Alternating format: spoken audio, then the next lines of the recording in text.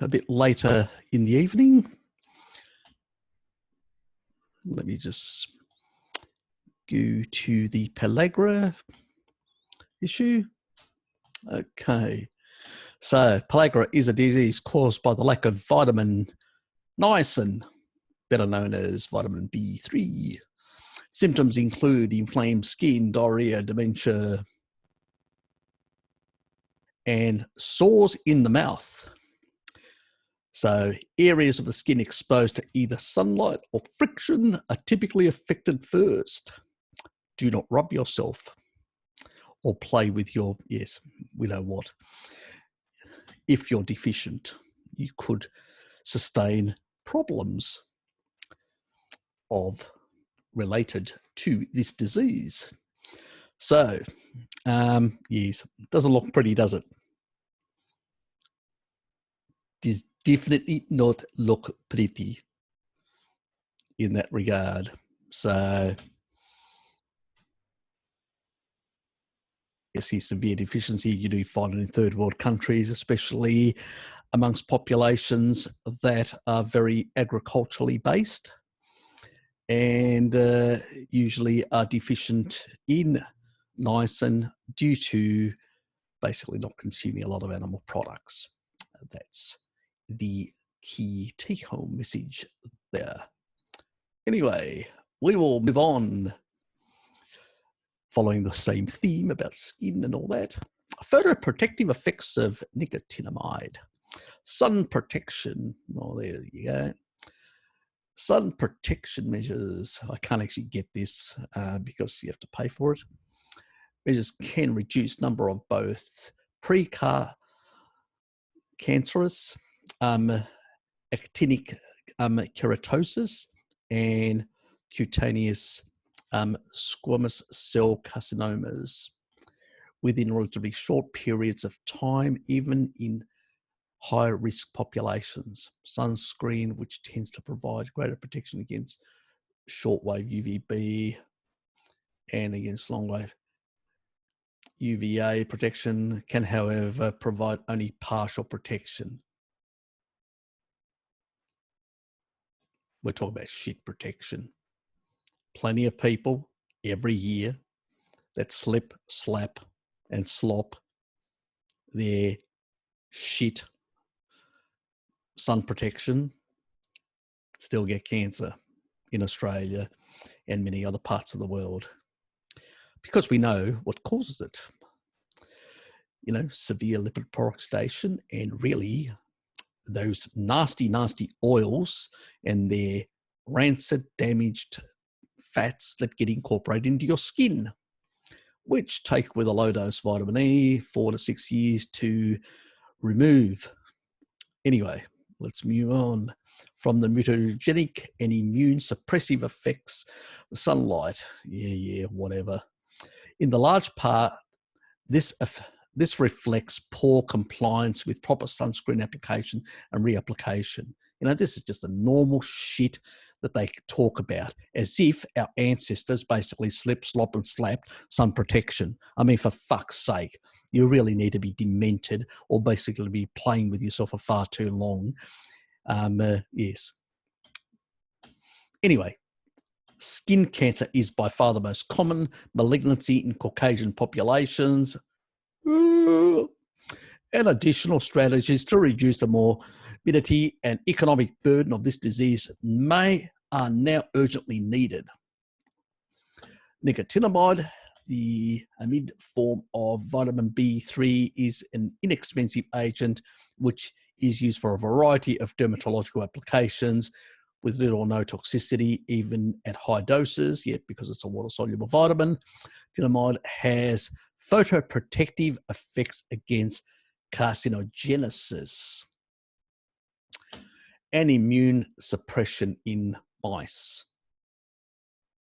Now, being a mammal, the mice will also, and remember, these fucking mice are on shit chow, you know, the chow that's got the seed oils and shit like that. So even with the seed oil shit laden, sugar laden crap that they feed these poor little rodents, which are a mammalian species after all, like we are. And we're not talking about here dietary, because that's all nonsense. But when we're looking at these sort of, single factors of photoprotectiveness, we will see basically, niacin, vitamin B3 being protective. And is photoimmunoprotective in humans when used as a lotion or orally. I prefer getting mine orally, as you know. Yes, I know some sick fucking puppies out there are probably thinking the wrong things, not that sort of oral sort of version. Get your heads out of the gutter. UV irradiation depletes keratinocytes of cellular energy. So when you deplete energy, you also basically means that you're affecting NAD status. And we know niacin actually helps it. Now, niacin is very good because we know even the degradation over time, which I've spoken to you guys before, niacin is protective in that regard as well. So that's the much better form. But anyway, they're looking at a standard form, which even then it's pretty good. They're probably looking at a younger population, but if you're in the older population, niacin is more important for you guys, like myself, in the mid-50s and onwards crowd. Anyway, which is a precursor of nicotinamide adenodinucleotide, and may act at least in part by providing energy repletion to irradiated cells. Yes, that NAD. So that's their conclusion in that regard. So yes, get your B3 in, and that together with the other important fat-soluble vitamin, retinol, which deals with all the collagen-degrading enzymes in the skin, which is really important, also plays a role. Synergistically, they provide better protection. Anyway, let's move on. A phase 3 randomized trial of nicotinamide for skin cancer chemoprotection. Let me just zoom in a bit because we're a bit too far out. Go a bit further in. Okay, that is the study. Go a bit further in. Okay. So let's look at the abstraction. Non-melanoma skin cancers such as basal cell carcinoma. My mother suffered from one of those. Squamous cell carcinoma are common cancers that are caused primarily by ultraviolet UV radiation. Yes, but only in people who have incorporated a lot of seed oil, damaged PUFAs in their skin, and people that have got a poor diet. And my mother had both. That's why her brother, who smoked and drank and did a whole lot of other things, but consumed far more animal products than my mother, he lived to 93 and she died at 76. So let that be a warning to you.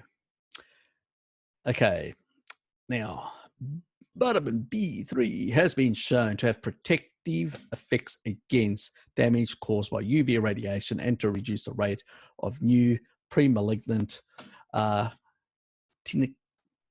keratosis. So let's look at the method. In this phase 3 randomized control, we randomly assigned a 1-to-1 ratio. Interesting. So they halved the participants of 386 who had at least 2 non-melanoma skin cancers in the previous 5 years and received 500. Obviously, this is your stock standard B3, which isn't as well absorbed by the body, where niacin is like 100% absorbed.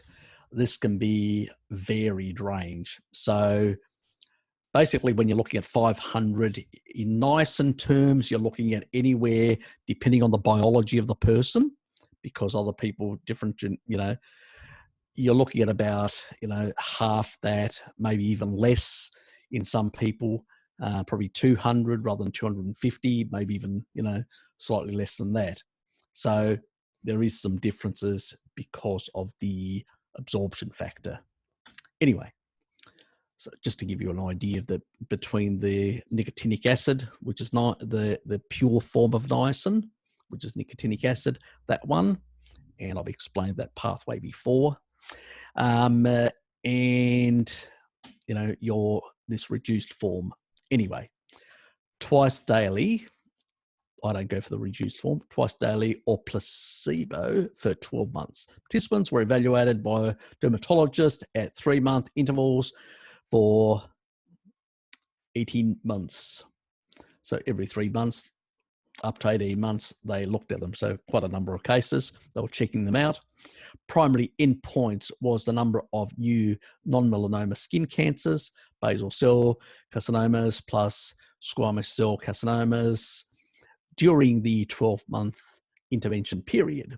Second endpoints included the number of new squamous cell carcinomas and basal cell carcinomas and the number of actinic keratosis. During the 12-month intervention period, the number of non-melanoma skin cancer in the 6-month post-intervention period, and the safety of B3. Results. At 12 months, the rate of new non-melanoma skin cancers was lowest by 23%, with a 95% confidence interval, which is pretty high. So in the group that was taking supplementation, it was only 4. So remember, they halved the group. So it was a 1-to-1 ratio. So, and they were randomized, double blind. So, no selection here or anything like this. Not even the researchers knew the exact people that were in placebo or non-placebo, completely double blind. Okay, so this is a very good study. There was 4 people in the intervention group, basically the people taking the supplementation, and the placebo group that were taking shit, there were 38 people. And, that is a 9.5-fold. Hold on. Yeah, it is. Because it's, 4, 30. Yep. And 34. So, yep. It's, a 9.5-fold, because 36, would be, and then another 4 makes 10. So that's a 9.5-fold difference between the 2 groups. That's, that's bloody massive. So, I mean, that's not, like we're looking at epidemiological studies and we look like it, it's 17%, which is 1.17. Okay, which is absolutely nothing. This is something like, we're talking about 9.5-fold if it was one of those, the sort of levels, 10 and over, which we find with smoking or stuff like that. And this is clinical. This is not basically, sort of free living people who basically, are not, may be compliant or may not be compliant or whatever. These people were actually given a placebo or they were given the supplementation, one of the 2, and they were monitored very closely every 3 months. They would check their levels to make sure that they were basically supplementing. So there was no, non-compliance or whatever. So they did quite they looked at quite good detail, so they did notice these sort of differences. So was safe and effective in reducing the rates of new non-melanoma skin cancers in high-risk patients, which is nowadays with the shit that people eat. It's probably a large proportion of the population anyway that are becoming more and more susceptible. So that tells you how niacin is really important for you. Let's move on. Okay, effects of nicotinamide on osteoarthritis, a pilot study. So these are like case studies. You know, I've talked about them before, like that guy that ate 25 eggs a day and stuff like that. To evaluate the effects of nicotinamide on selected parameters of osteoarthritis using a double-blind placebo-controlled study. That's the design.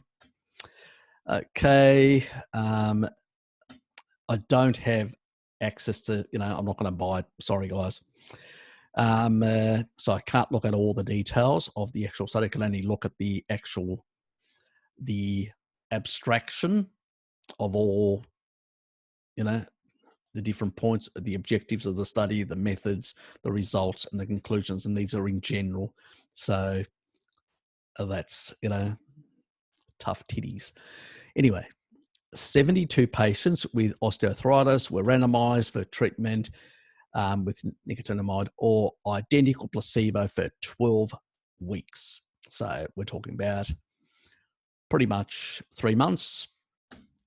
Outcome measures included global arthritis, impact and pain, joint range of motion and flexibility, erythrocytes and sedimentation rates, and, you know, in the joints. So anyway, because you do get some calcification, you get all sorts of things, sort of, you know, I won't go into it, but, you know, usually the joints have like microfractures and all sorts of things. If people want to do, you know, I will go into arthritis at some point and do something, and go into detail about the morphology and stuff like that. And, you know, one of my favorite Key2, MK4, plays an important role, and a few other things as well when it comes to that. Let's move on.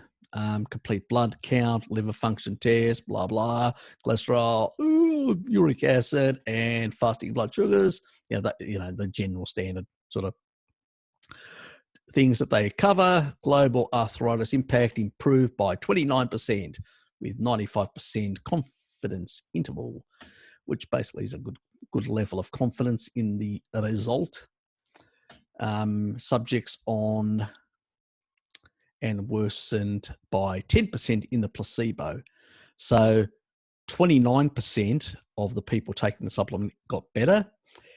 And remember, you know, the interventions are basically, and this is, you know, these are real values. This is not basically, you know, sort of epidemiological, you know, sort of observational, people filling out questionnaires sort of values. These are real solid 29% values, because it's, you know, these are really clinical type placebo controlled studies. So 29% is a real 29%, not sort of, you know, the statistical noise nonsense that we get with epidemiological studies. So, and the people that basically were on the placebo naturally got worse, which would fulfill the Bradford Hill criteria, that people basically over time, if they are still eating shit, they will get worse in their condition. And people that are basically having an intervention that actually has a positive effect will mitigate some of the shit food that they eat, because these are people, you know, we're talking about a standard diet now, you know, but even on a fucking standard diet, you're actually seeing improvements to these people. 29%. Can you imagine if this was done on people with ketogenic diets, or really good healthy people that had these sort of issues, that had switched their diet and took niacin? The results would be a hell of a lot higher than that. Anyway, That's just to give you guys an idea. And this is, this is general people on shit diets. And we can see significant improvements and slowing down of the disease process, even though they're still eating crap. And the people that are still eating crap on the placebo are basically getting worse. So what's new? We know, because doctors will tell you we have no idea. We in our community know that it's the food. They don't. They will tell you it's genetics and a whole lot of other crap, as if in the last 70 years, people's genetics just altered in a staggering way, defies evolution or any sort of logic. But anyway, that's the logic of the current, people out there pushing that barrow, because there's plenty of dosh. There's plenty of dosh in special genetic interventions. Yes, let's screw with our genes even further. That's not enough the diet does it. Let's basically intervene with all sorts of creative ways to fuck you over even further. Anyway, I'm glad it's not being monetized with all my cursing. Anyway, inflammatory degradation of joint tissue in adjuvant arthritis after intrarticular treatment with the mixture of silver drugs, which is their standard shit, and nicotinic acid, which is the sort of niacin that I take. So that's all I've got, because I'm not paying for it.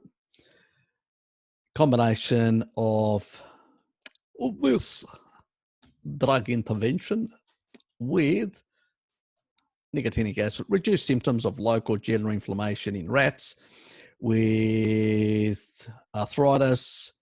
We have revealed a decrease in the morphological signs of inflammatory degradation of joint tissue and reductions of metabolic disorder. I suspect this did more than that. This probably poorly performed, so they added this because they knew it would do more better. So that's the take-home message that I'm giving you, and I'd bet my bottom dollar on that. Anyway, oh fuck, go away. Lou. Okay. Now, let's look at some of the best sources for it. So if you don't want to supplement, so salmon.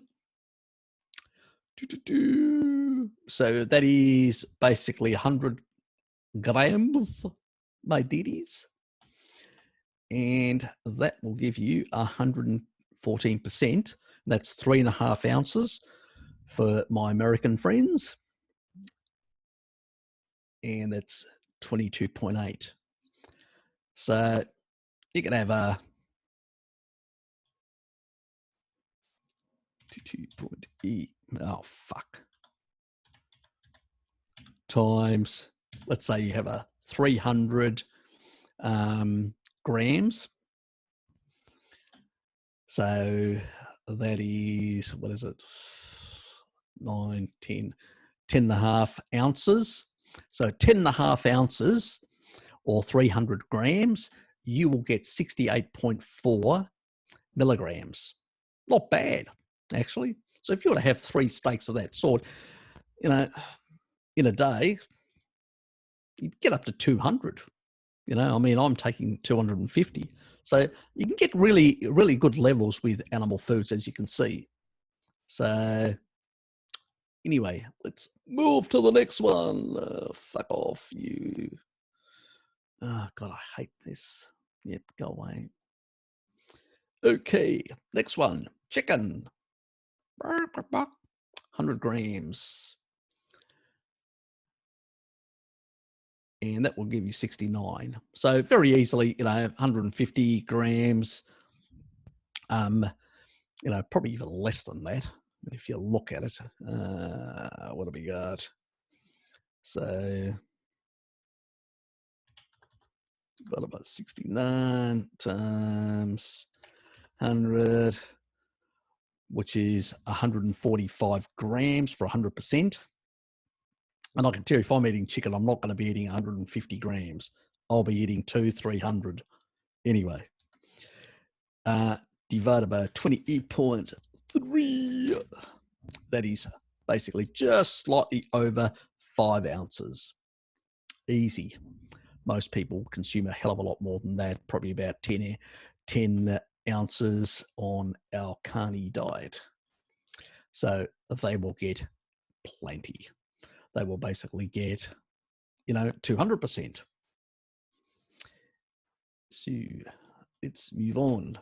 Obviously, salmon is really high in that regard. Next one is yellowfin tuna. It's a pretty good source as well. Down to 60% at 100 or 3.5 ounces. And so to get 100%, you would be looking at 167 grams. I've got 28.3 and 5.9 ounces, nearly 6 ounces of yellowfin tuna. Okay, let's move on. Beef, sirloin, steak, yummy. And when we're looking at here, it's 36%. So 100 divided by 36 times 100. So you're looking at 278 grams. I usually consume far more than that in a steak, like a lot of you other carnies would. Divided by 28.3, which is nearly 9.8 ounces, nearly 10 ounces. And I know you carnies consume a hell of a lot more than that. Yes, let's not boost. So we get enough, even from the diet, let alone supplementing. Okay, let's look at burgers. Yes, we know, especially you Americans love your burgers. Okay, I don't mind them myself. Anyway, now, and these grams, which is 3.5 ounces. I do that standard on every single video, just so everything is in a way that people, whenever you check any of my videos, you'll know that I've always set it to 100 grams.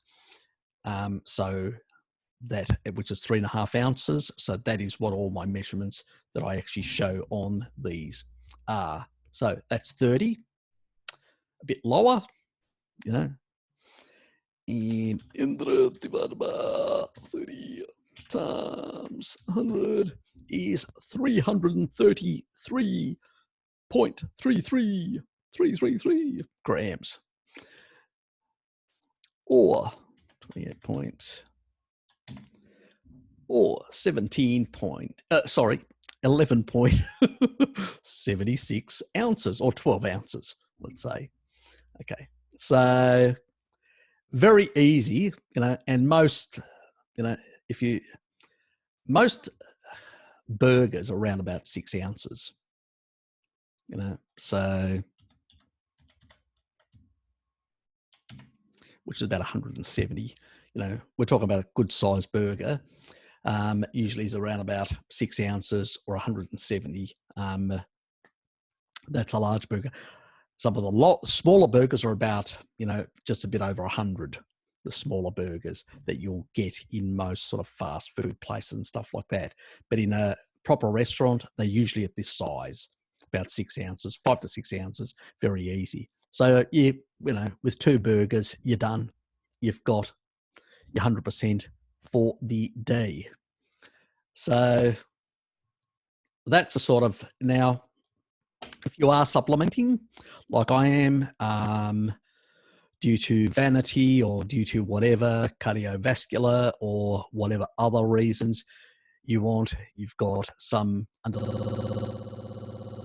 fair enough, do consider that option of supplementation, but do not go over 300 milligrams on supplements. try to stick to the 250 and below, which is probably going to be much beneficial for you long term anyway. You know, I usually do it for other reasons, which have to do with inflammation, stuff like that, and clearing out from past indiscretions and things that I've done to myself, sorting those out. And I have come down. I used to take higher dosage, about 300. I've come down. Every second day I take 250, which basically means it's 125 per day, because it just stays in your system for a couple of days and then basically eventually gets excreted out. So I could be taking 125 every 120, like half, because it does snap in half every day, but I don't bother. So that is always an option for people out there. Anyway, and this is the version that I take. Oops. It's getting darker. Anyway, nicotinic acid. And that's a pharmaceutical only medicine, pharmacy only medicine. So you can only get it at a pharmacy. You can't get it online. But this is basically done to, therapeutic, like really high grade, no fillers, no crap. It's just pure, nicotinic acid. So it's the best version you can actually get. And it's actually, the company that produces it is basically also assessed by the Australian government that it actually complies with the therapeutic sort of requirements of our government. So it's not the sort of stuff you get in supplements online. That's why I buy from a pharmacy. And that's why I've always done it. So that's, is it?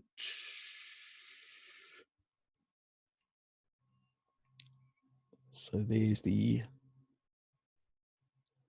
2020, 2022. So still got a few years for that. And that's pretty much sort of covers niacin. It's something that I've wanted to do, and I hope people have got some information and value out of that. Anyway, see you guys.